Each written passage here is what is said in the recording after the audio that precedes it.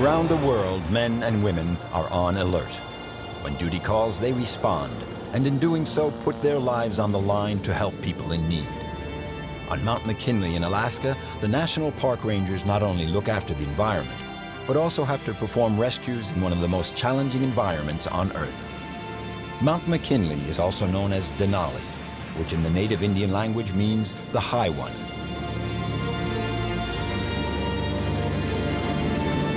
The bush pilots from nearby Talkeetna play a critical role on Denali. They get the climbers onto and off the mountain. They also lend a hand in search and rescue operations.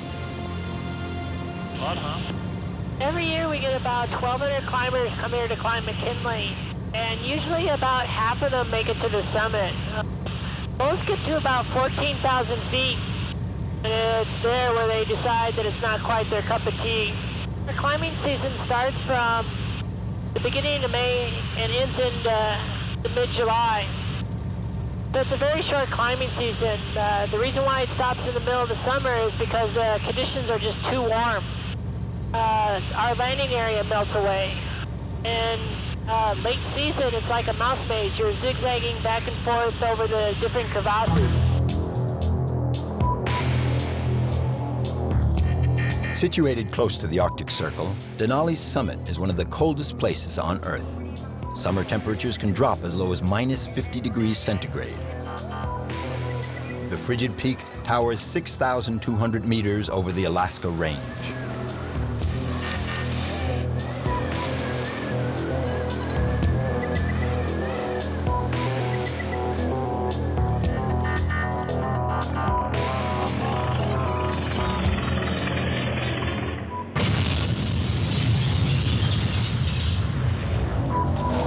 High altitude, crevasse falls, and the mountain's notoriously bad weather pose a constant threat to the rescue rangers and the hundreds of climbers attempting to climb the mountain.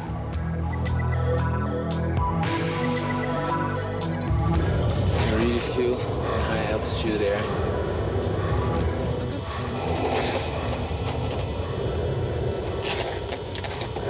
That's why we're going really slow.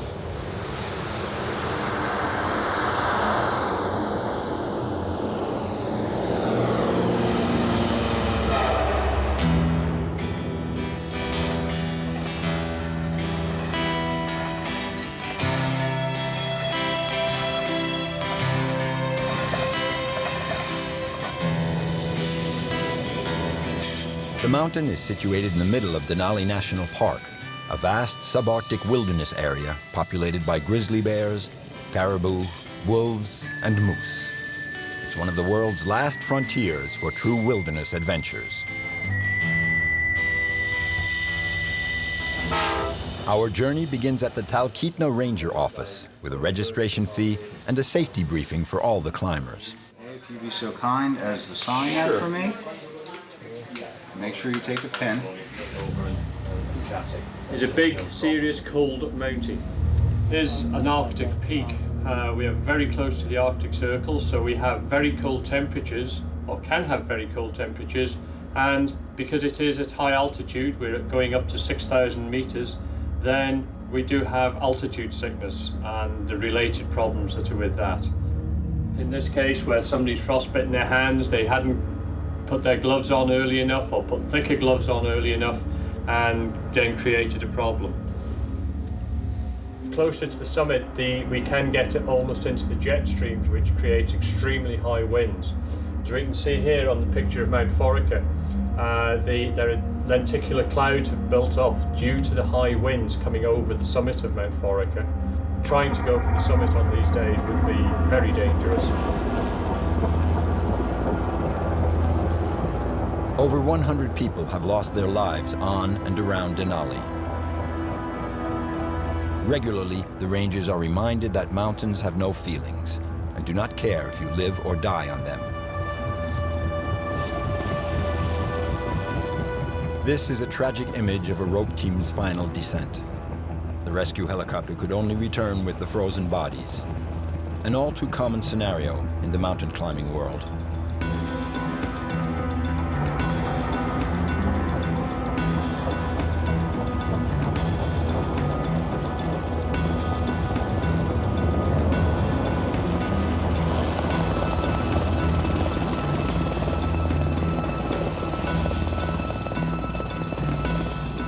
The dangers of this mountain spare no one. The Denali National Park Rangers have paid a high price for their work on this mountain. Darrell Miller is the head ranger. Unfortunately, we've had some real tragic accidents. We had a volunteer that was killed with me in 1994, a volunteer that was killed with me in 1998. Sadly enough, we had 2 volunteers and a ranger go down in a plane, several years ago. It's just a humbling, and when you look back up there, the mountain means something to everybody. There's 97 fatalities since 1932, and the worst for myself would be our own staff, obviously, and some close friends. You feel bad for everyone, but especially for your friends and especially for your fellow rangers and the volunteers, which are about 40 a year that come here, professional help from climbing doctors to people that have other jobs but give up 1 month a year just to come here and volunteer and work on the mountain. So to lose anybody is tragic, and it hits closer to home when you know them, and especially if they work with you.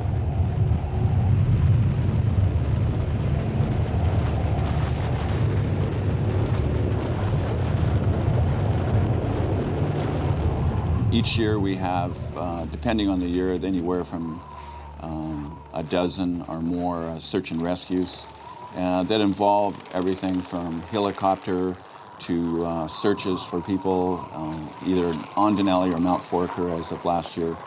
And sometimes those people, unfortunately, get in harm's way. And when we brief climbers here, we always are quick to tell them that a rescue isn't by any way certain, and that rescuer safety is first and paramount, and all decisions made to evaluate an evacuation.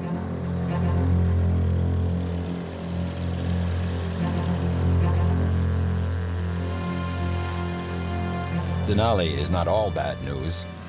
It also happens to be in the middle of the Alaska Range, one of the most beautiful and wild places on Earth.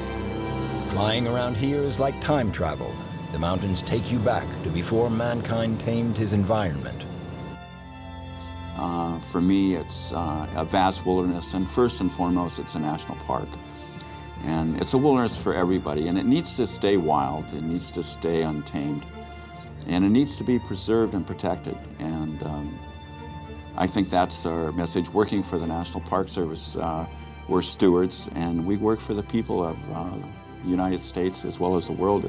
This is something that's very special to many people.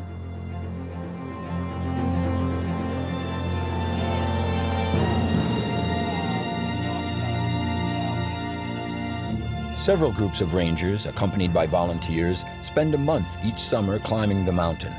They are here to look after the environment and deal with rescue operations.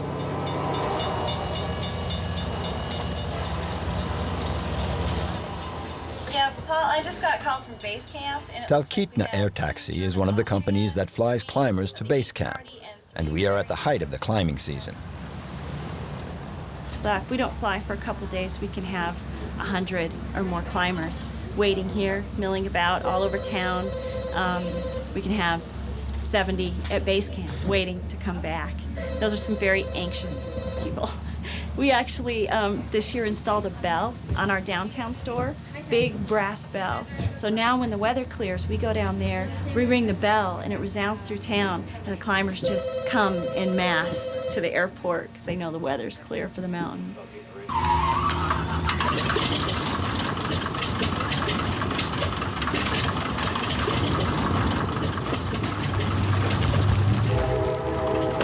An expedition to the summit of Denali takes an average of 21 days.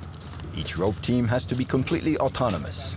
Equipment, food, fuel, and the climbers are dropped off at the Kahiltna Glacier Base Camp by plane.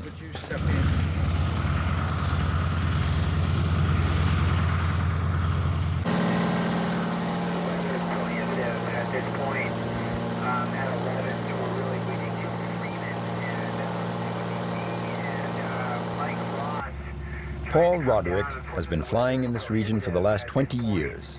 Being a climber himself, he decided to specialize in flying people into the remote glaciers of the Alaska Range. They have to, get into an airplane to fly because walking into the mountains here is very difficult. It's basically an expedition itself, so we could save them a week or 10 days by flying them up there. In some cases, you can't walk in at all. The flight to base camp takes around 45 minutes, weather permitting. Nearly 100 kilometers of Arctic swampland separate Talkeetna from the base of Mount McKinley. The weather could change here very rapidly because of its proximity to the Pacific Ocean, so the low pressures come off from the Bering Sea and then sweep up in the Alaska Range. It's actually one of the coldest mountains in the world to climb, and colder than climbing in the Himalaya.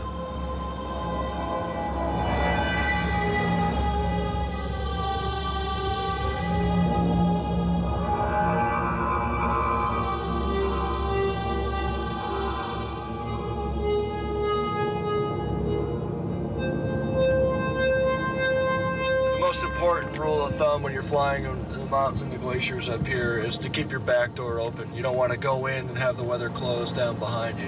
And fortunately, we have these big glaciers that we can follow up, like where we take all the climbers on the Kahiltna. Basically, the glacier is 50 miles long and it's relatively flat and slowly slopes up into the mountains. So it's like a road up to base camp.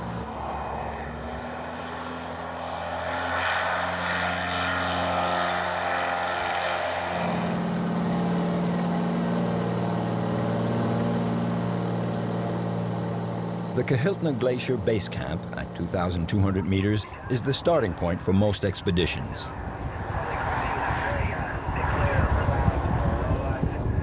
The air taxi services fly in and out constantly, ferrying 4 or 5 climbers at a time.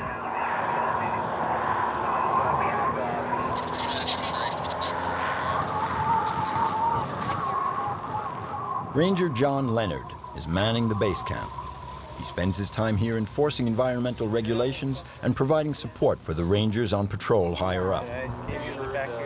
What Joe's plans are for the day? Right now we have a ranger here at 7,000 feet where I'm at, and that's me. We have a ranger at 11,000 feet that's actually working their way up to higher on the mountain. We have a ranger at the 14,000 foot camp, and then right now we also have a ranger up at the 17,000 foot camp. And people think, wow, you're rangers on Denali, you do all these rescues up high and you do all this stuff. Well, our hardest work is the most unglamorous, dealing with outhouses and human waste and garbage and things like that, but it is the most important job we do here. If you talk to people that climbed here 20 years ago, they say the mountain today is much more pristine of a place than it was 20 years ago. And that is because the National Park Service has rangers here to really keep an eye on the mountain and keep it clean. We have, approximately 1,200 people a year that climb Denali or the West Buttress alone, and that requires a lot of work to keep it clean. On average, each person produces about 1/3 of a pound of garbage per day. So what we do is we inspect and weigh that garbage to make sure that the garbage that they take onto the mountain comes off the mountain, as well as the human waste from the high camp. The reason why I think most of the rangers think the Park Service is here is to protect the environment and protect the mountain. And that takes a lot of work, not just on the mountain, but off the mountain as well in Talkeetna. And actually months before climbers come up here, we send them educational material of what things we expect and how best they can protect the environment when they're here. And really that's why the Park Service is here. And that's the mission of the National Park Service, is to protect America's most sacred places. And Mount McKinley is definitely one of those places. As you can imagine, one of the big problems we have with 1,300 people climbing pretty much the same route is a big problem with human waste. Lower on the mountain, where we do have some large crevasses, then we issue biodegradable plastic bags. People use these as a toilet and then deposit them into a large crevasse. As we go higher on the mountain, especially above the high camp, then there are no good crevasses there. And as a result, we've come up with the idea of what we call a clean mountain camp, which basically is a container for human waste.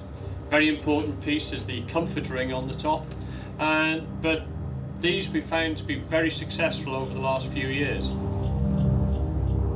The clean mountain cans have certainly cleaned up the mountain, and heavy fines are given to climbers who neglect to use them. In order to enforce their use above the 4,200-meter medical camp, the climbers must carry all their human waste, as well as other garbage, down from the higher reaches of the mountain to the Talkeetna Ranger Station, where the waste is weighed and the climbers are cleared. Back at base camp, Ranger Mike Shane and 3 volunteers are preparing to leave for their 1-month expedition up Denali's West Buttress. We're starting our patrol up to 14,000 camp. There's 4 of us heading up for about 3 weeks. So we're packing all of our camping gear. A lot of our work is seeing if folks are keeping the mountain clean, taking off their trash, dealing with their human waste properly. Helping folks with questions they might have, root conditions, weather, that kind of thing. And then being there in case of emergencies. Every once in a while, folks end up in situations that they weren't planning on.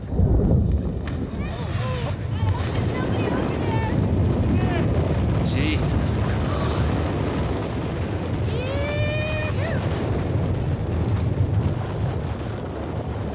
French rat over there. It's like...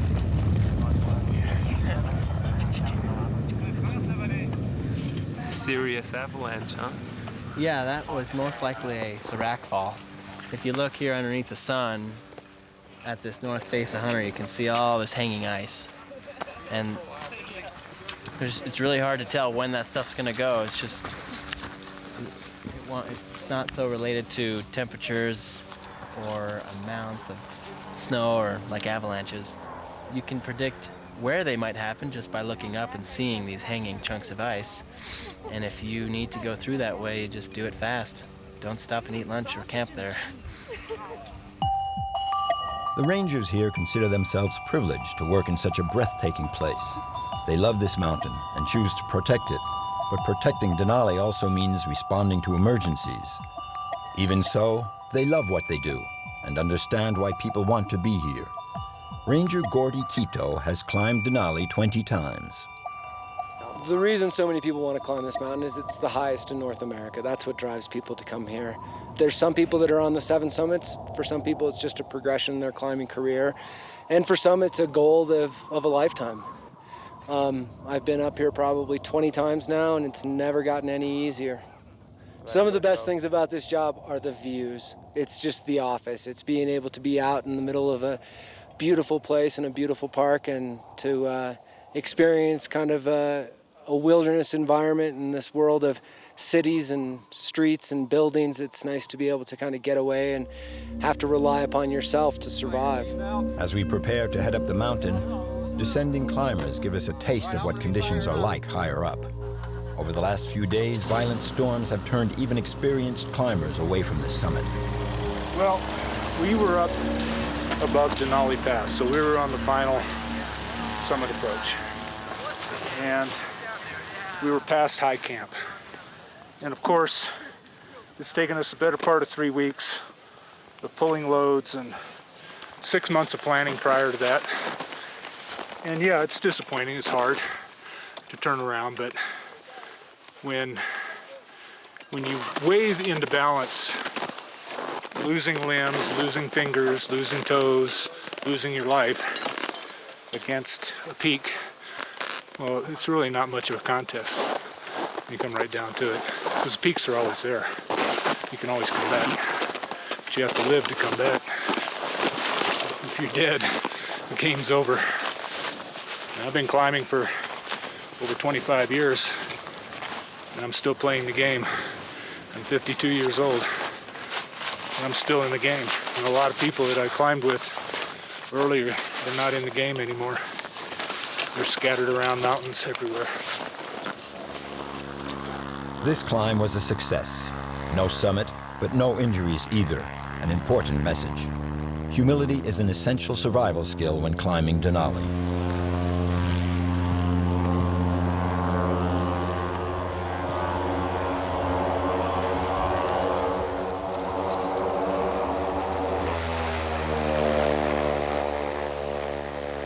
Lisa Roderick is the base camp manager. She organizes all the flights in and out. She also reads the daily weather report for climbers on the mountain. Okay, this is base camp for 8 o'clock weather. For tonight, 14,000 feet and above. Partly cloudy. The low at 17,000 of minus 30. Winds southeast 20 miles per hour.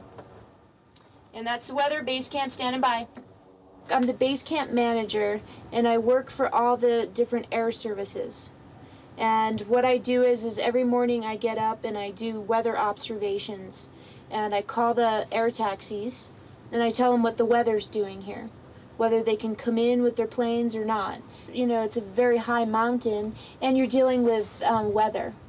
And these storms can come in very fast, and, you know, it can be 50 below zero up there with winds. If people are going up and they're up high on the summit, and the weather moves in, and you know, the wind starts picking up, and the visibility, they can't see where they're going, they can have some big problems.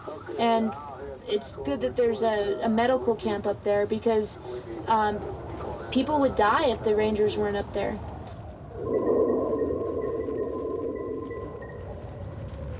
Just a mile and a half. So very short today, but tomorrow it gets harder.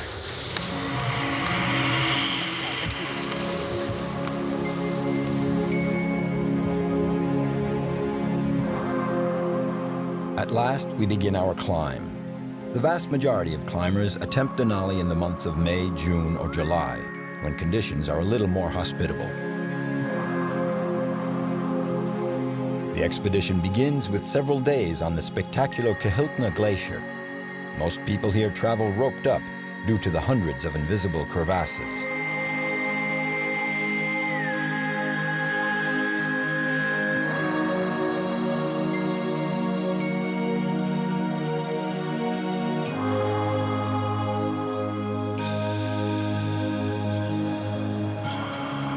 It takes around 3 days to cover the 17 kilometers that separate base camp from the next major campsite at 3,400 meters.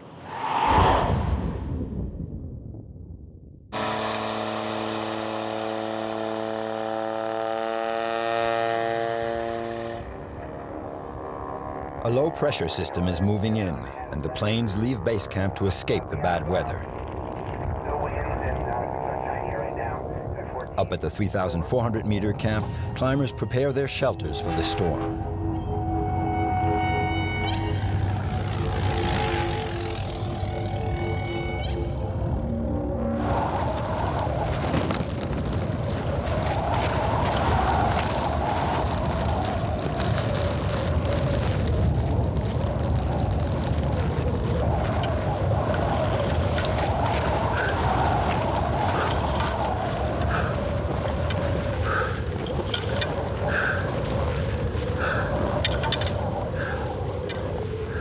The weather fronts come straight off the Bering Sea and bring with them high winds and low temperatures. The climbers are forced to dig in and build snow walls to wait out the storm.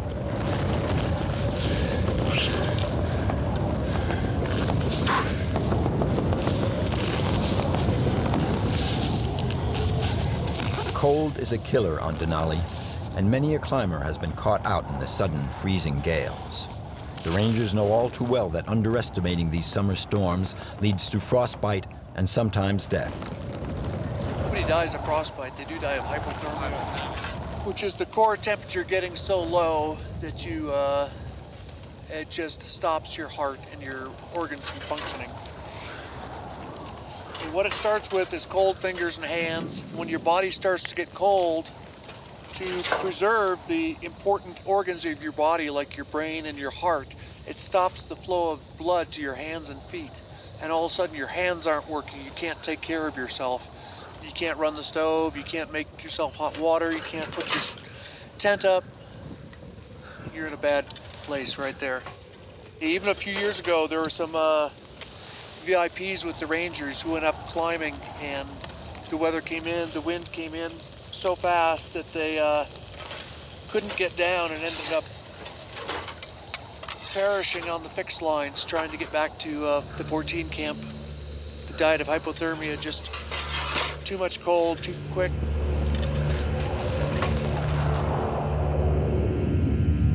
Copy that, Mike. I'm gonna talk to Jim here, but... The storm has been blowing for 3 days now, and a large number of climbers have crowded the 3,400-meter camp, forced to sit out the weather due to the difficult terrain above. Moving back in, we're getting some light flurries. Winds have died. Party 2 just came down, another party's headed up. Sounds Ranger Mike Shane and his 3 volunteers have been stuck here for the last few days as well. Yeah, it is. Actually, we could spend another 2 or 3 days here if we needed to. We've got more than enough food and fuel. We're just acclimatizing. All's well, we can just hang out. So, yeah, we're not going to push it up in weather like this. Doesn't sound like it's windy, but just a lot of work. So, yeah, we'll let the snow settle a little bit. And there's definitely, you can't see it, but there's a face up there that slides when we get a lot of new snow like this. So we won't go anywhere till maybe tomorrow. It's also a big altitude jump from this at 11,000 feet, or maybe 3,300 meters, to 14,000 foot camp, which is at about 4,300 meters. That's a pretty big jump for one day. And if you're acclimatized, it shouldn't be a problem. But if you're not acclimatized, it's going to take a long time and might be a lot more difficult. The climb up to medical camp is a steep one, and the effects of altitude are harsh. For this reason, most people climb the route twice to lighten their load. After 4 days, the storm finally breaks, and the climbers pack up their gear and begin the climb to medical camp.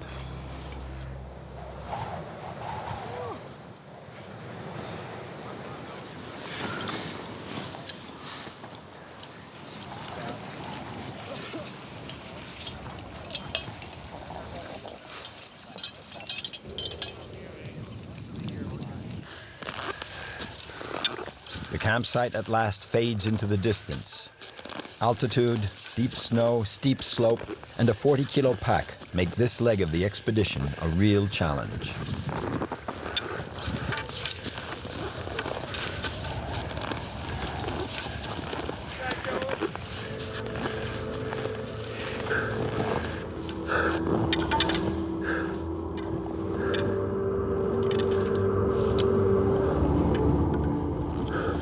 Denali is one of the mythical 7 summits that so many want to climb. Here is a startling image of these pilgrims pushing themselves to the limit in their quest for altitude.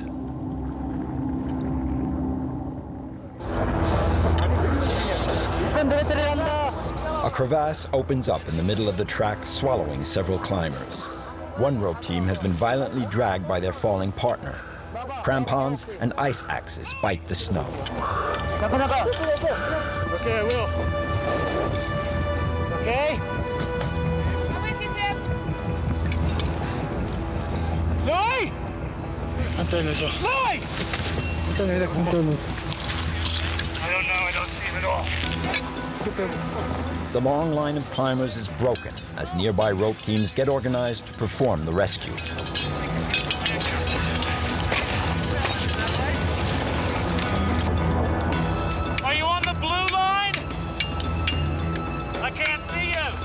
From deep in the crevasse, 25 meters below, voices are heard.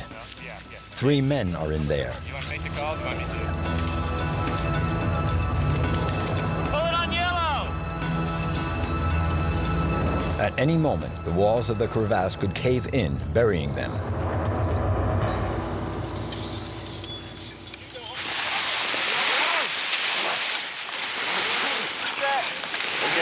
Reset.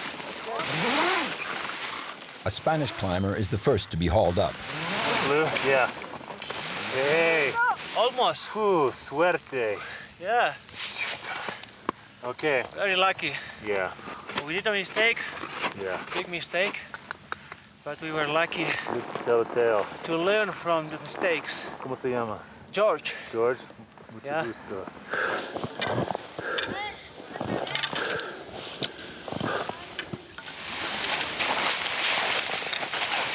Slowly, slowly! Slowly, stop! Okay. Yeah.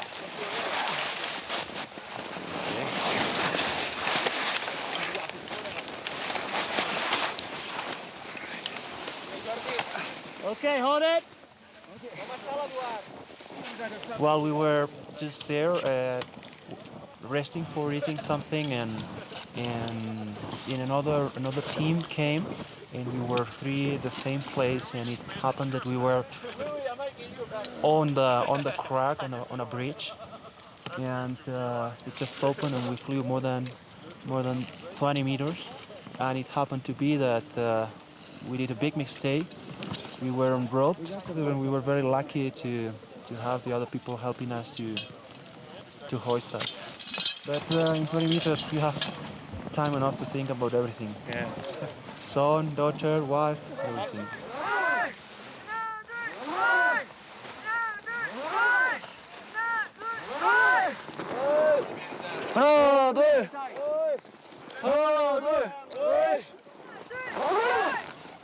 Okay, slowly.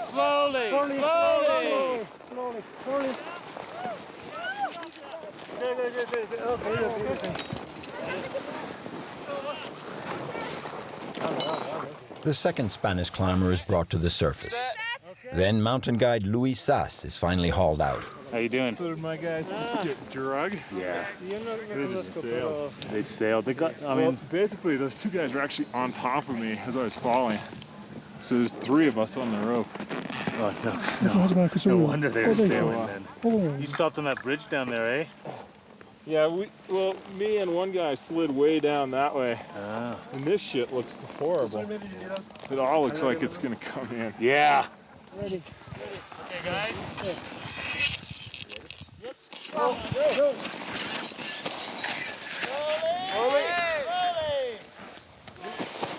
Slowly. Do it.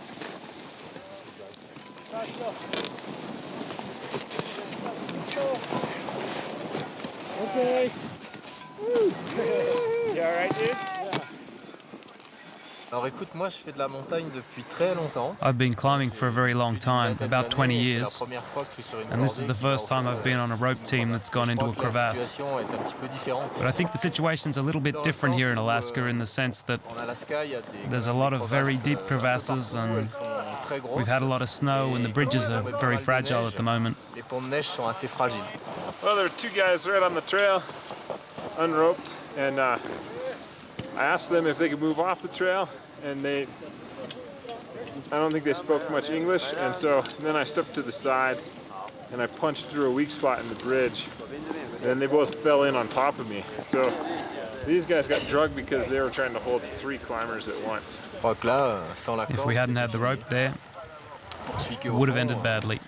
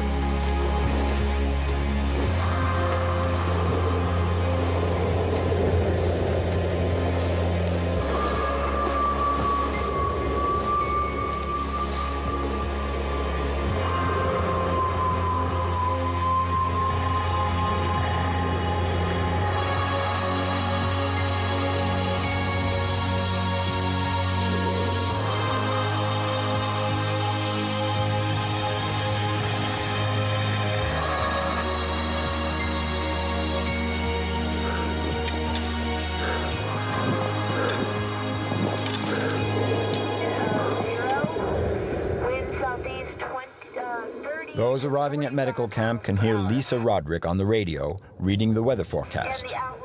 Over the last few days, extremely cold winds have been hammering the upper mountain. Several climbers have been caught out in the freezing gales and frostbitten. Mike Shane and his team have their first medical intervention.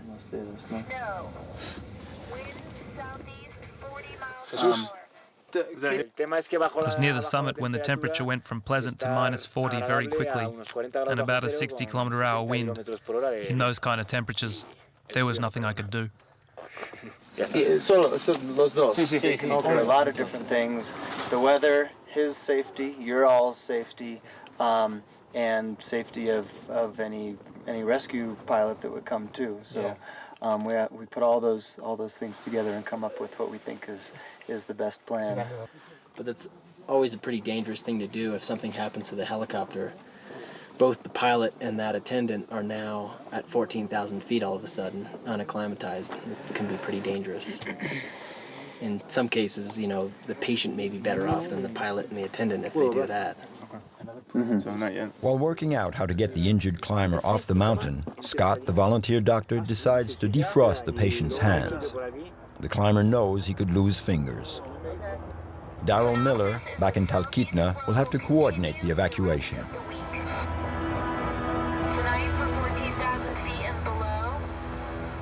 I think most climbers understand that a rescue is uncertain. They really feel, he or she, that you shouldn't come, and they don't expect it. But that isn't to say that their husband, wife, mother, brother, son, when they show up here and you're doing a search or you're attempting a rescue, that they don't expect it. You know, it's not the same, because many times they're not climbers, and many times they really don't understand the risk. And when they show up here and you're trying to make those decisions, sometimes, you know, it's really, really hard, because you can just see the personal grief that they're going through. Roughly 50 people have died, both from climbing and plane accidents, since I came to work here as permit ranger in 1991. You know, and if you climbers, you know, it's a very unforgiving sport as much as flying. And so, you know, it's great, but don't make any mistakes.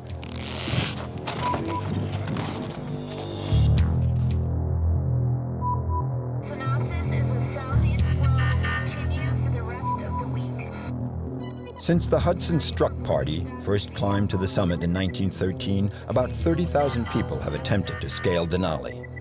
All are transformed by the experience.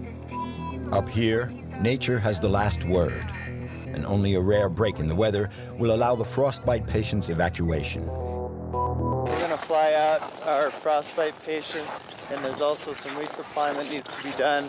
I also think that there's going to be a rope that may go up to 17,000 feet. I'm not sure about that.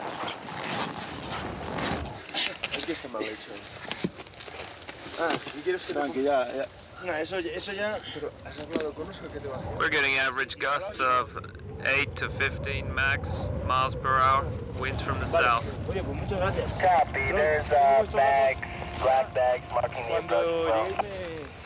This is probably the first flyable day in 7 or 8 days. It's really for emergencies only.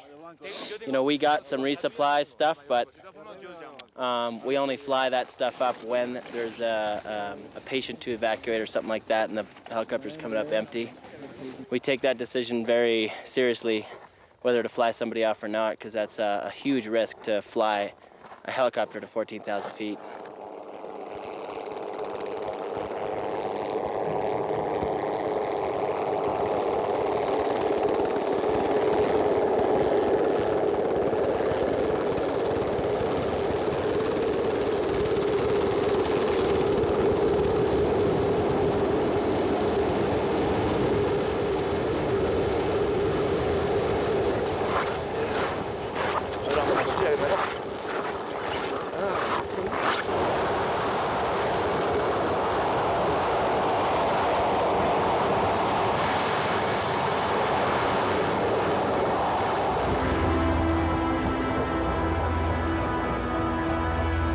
It's okay, 3's plenty.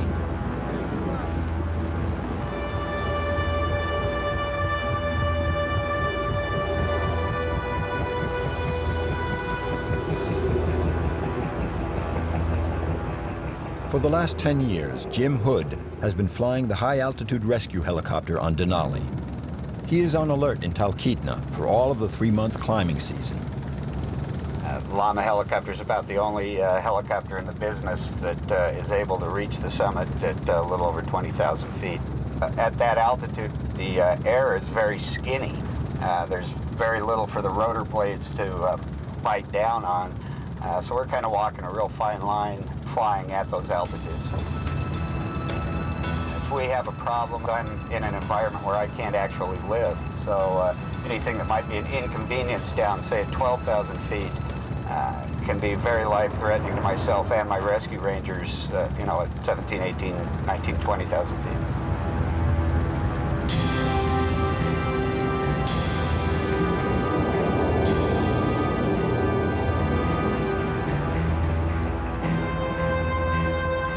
Jim drops the frostbitten patient off at base camp and then climbs up to high camp at 5,300 meters to sling load some rescue equipment. All the flying up here is on oxygen.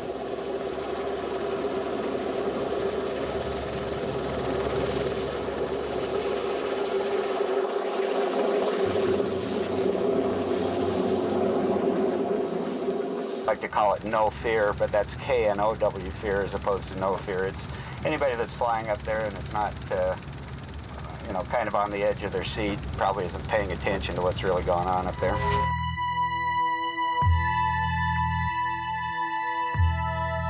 Climbing is unforgiving. This day on Mount Hood, one mistake caused 9 climbers to fall and end up in a crevasse.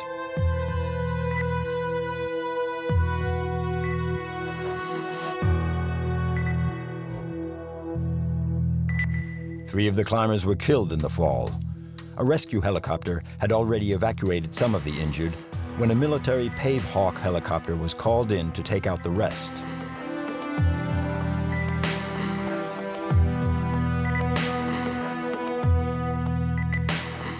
A rescue jumper is on the winch line when the pilot orders the line to be cut. Thin, high-altitude air and a solid downdraft overpowers the helicopter's engines. The pilot fights to avoid crashing on the ground crew.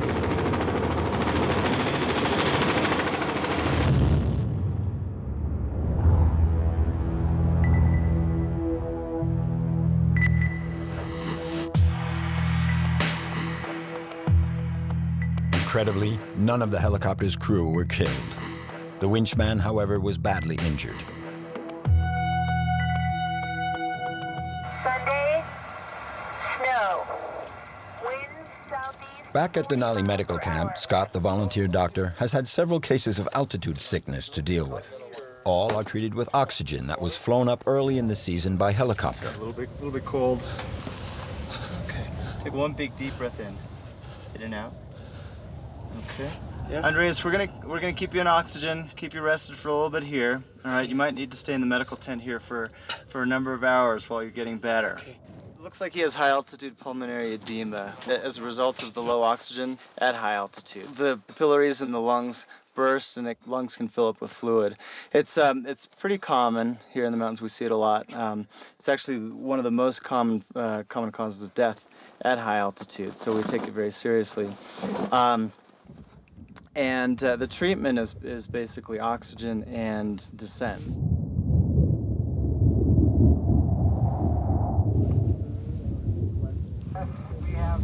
Trying to see if Mike and Scott are up at the fixed lines. They're replacing sections of the line.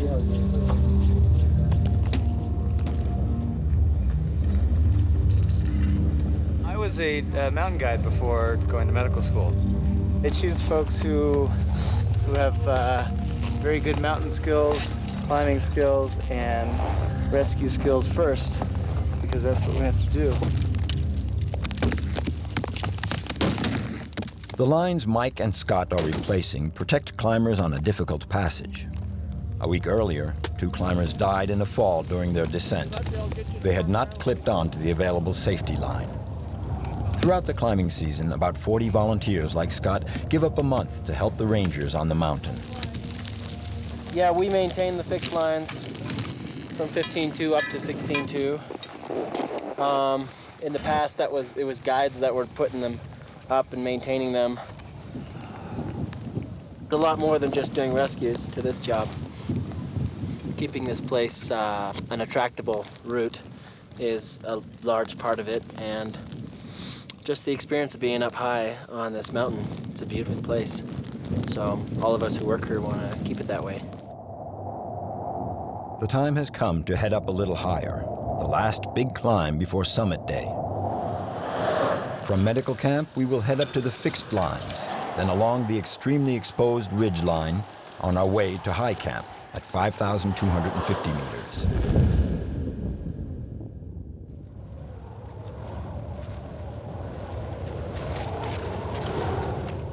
This leg of the climb is where the real challenge begins. Only about half the climbers that take on Denali make it to the top.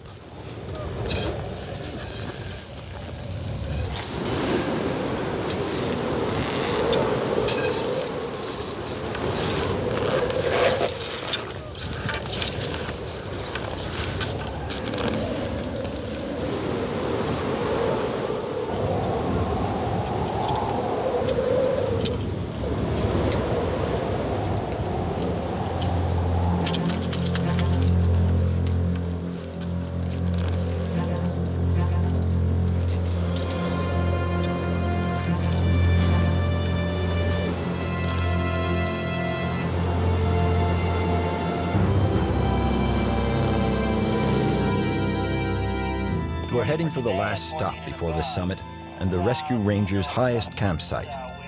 Each team of rangers spends around a week up here on alert for rescues. Gordy Quito and 3 volunteers are almost at the end of their high camp stay. They will soon be replaced by Mike Shane and his team. You know, there's not a whole lot pleasant about being up here. You're always short of breath. Usually have a headache for a couple of days. Usually the first 2 days you're kind of tired. You feel good for about 2 days, and then the rest of the time it turns out that, you know, your body ends up deteriorating at altitude. Your body can't process the food that it needs for energy. It takes a lot of, you know, energy just to survive up here. Most of the rescues that we do up here involve either frostbite or high altitude pulmonary cerebral edema. Those high altitude diseases, we try and just get them down to a lower elevation. So a lot of times it's in bad weather. We end up short roping them down the ridge and down to 14,000 feet. The frostbite victims, if their hands haven't defrosted yet and they're still frozen, they're usually not painful and able to travel down. The point at which they've become thawed out is the point at which they can't use those hands and they become very painful. So we try and get those people down as quick as possible. As well as with the altitude ones, we've had to short rope numbers of people down the ridge. The most awkward one we had was when we actually found a body up here. It had been buried about 35 years ago. There are a lot of people that work with us that are volunteers, and one of the motivations for them to come up here is to get to the summit. But I've always stuck with the idea that our job not to get to the summit, but to look after people. And if we were to go to the summit, it may turn out that you don't have enough energy to get back up high on the mountain to help somebody out. So we spend a lot of time just kind of waiting for stuff to happen up there. We think today is D-Day. We've had a few days of bad weather, and today, everyone ready to summit. At this latitude in summer, the sun never sets, so climbers climb when weather permits. It should take around 15 hours to make the round trip from high camp to the summit at 6,200 meters. I really feel the high altitude there.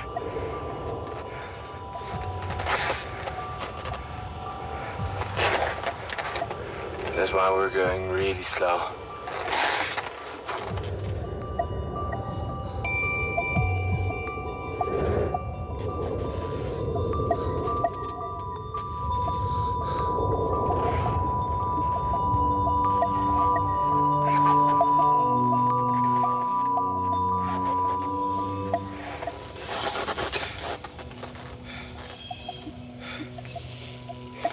Climbers and rangers alike both love this feeling, pushing themselves to the limit, walking the wing of a plane.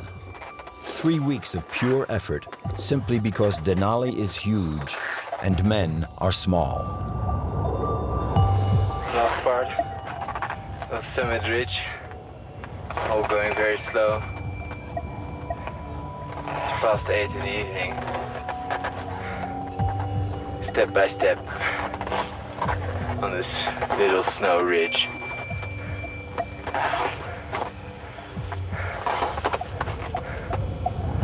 Hey, but it is beautiful.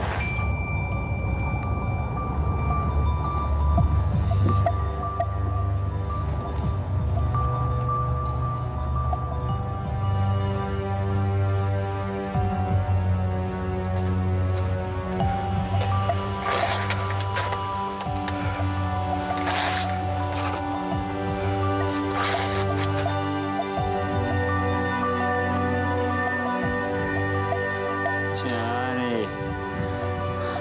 Yeah. Top of North America. Sweet. North America.